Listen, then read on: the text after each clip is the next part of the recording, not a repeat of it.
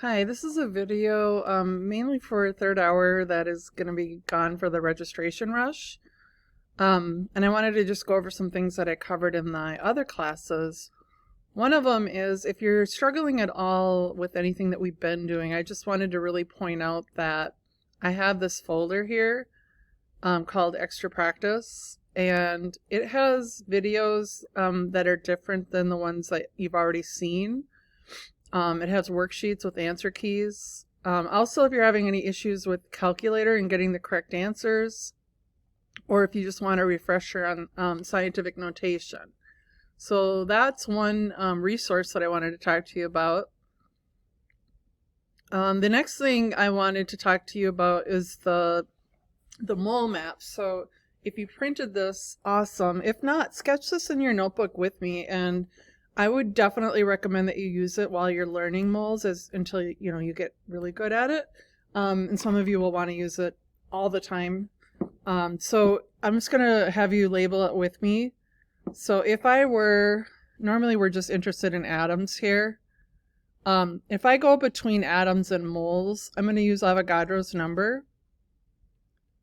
And if I go between moles and mass, I'm going to use molar mass. And that's from the periodic table. So specifically, if I'm going this direction, I'm going to do this with dimensional analysis. So I would want the 1 mole on the top and Avogadro's number on the bottom. So 1 mole of anything has 6.022 times 10 to the 23rd, in this case, atoms. So if I were given the atoms, then I would multiply by that conversion factor. And then I would end up with moles. If I am going the other direction and I have moles and I want to go to atoms, then that's going to be flipped. So I would have 1 mole on the bottom, Avogadro's number on the top. And then when you're going between mass and moles, you're going to use molar mass. So that is the number from, let me grab my pen. I'm just going to make this big for a second. So molar mass is the average atomic mass of an element. So for example, 1 mole of mercury is going to have 200.59 grams would equal 1 mole. And then I would make a conversion out of that. So let me show you with the mole map. I will get this out of there. Yep. So on my mole map, what I would recommend is, if I'm going from grams to moles, I'm going to have 1 mole over, and then I usually leave this as a blank. That would be the molar mass, which is the average atomic mass on the periodic table. And then if I'm going the other direction, I would have that molar mass for that particular element. That's how many grams are in 1 mole in that ratio. The other thing I wanted to point out was using the EE button is very important in chemistry. You can do the times 10 to the caret key. It'll work when you're in the numerator, but if you have an exponent in the denominator, you have to use your parenthesis buttons to keep that together before it goes into whatever's in the numerator. Or you can start to get in the habit of using your EE button. So what that is it's the second function, and then it's right here on this calculator and over here. So I'll show you with my calculator how to use that if you don't know. So in fact, let's do one together on our calculators. That's what we did in my other class, except for now I can't find it. Where is it? Oh, there it is. So let's just do number 7, even though I gave you the solution. I'm going to pull up my calculator and do it with you. So I just got to find it. I'm going to pause it while I find my calculator. So if I were doing this problem, you can just multiply the numerator divided by the denominator. But I can just show you what I do so I don't ever have to worry about order of operations or parentheses. I just take this, multiply, divide, and then I enter. So I'll show you on the calculator and see if you can get this answer with me. This is one where, because the Avogadro's in the denominator, I don't know why it's it looks like it's negative. It shouldn't be. But because it's in the denominator, you either need to use parentheses or the EE button, or you will get the incorrect answer. So here's how I would put it in. So I would put the 7.5 times 10 to the 15th. So here's where how you use the EE. You go second, EE, and that is times, that means times 10 to the. So all I have to do is put the power in. And then I would multiply by 1, which I don't need to do. You can if you want. But I'm going to divide this now by Avogadro's number, so 6.022. And then I'm going to go second, EE. And again, I only put the power in, 23. And then I'm going to hit enter, because otherwise what I multiply by will be in the denominator. And I want it to be in the numerator. So I'm going to hit enter. And then I'm going to multiply by the 58.69. And then I'm going to hit enter. So you can see the calculator, what it tells me. I would want to do sig figs also. So when I do sig figs, the moles, the 1 mole, the molar mass, the Avogadro's number, they all have infinite sig figs. They're not measured, they're defined. So really you're just looking at this beginning number here. And that beginning number has 2 sig figs, so you want to round yours to 2. So when you write your answer, the calculator says, 7.3 E -7 over here, you can see. I don't want to give it that way. That's calculator kind of code, but I want to give it back in scientific notation. So I would say 10 to the -7th grams. All right, I'm going to show you one more question that the other class had asked that I think is a good one.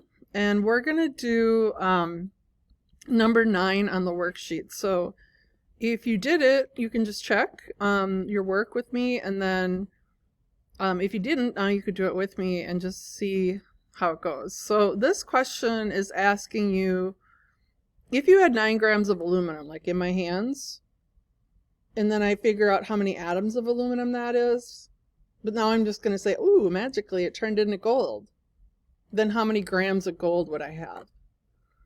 So there's different ways to do this. I'm going to do it the most traditional way. So I'm going to go 9 grams of aluminum, and I'm going to use my map. So let me grab that for you. So I'm starting here, and I'm going to go to mole, and then I'm going to go to the atoms of aluminum.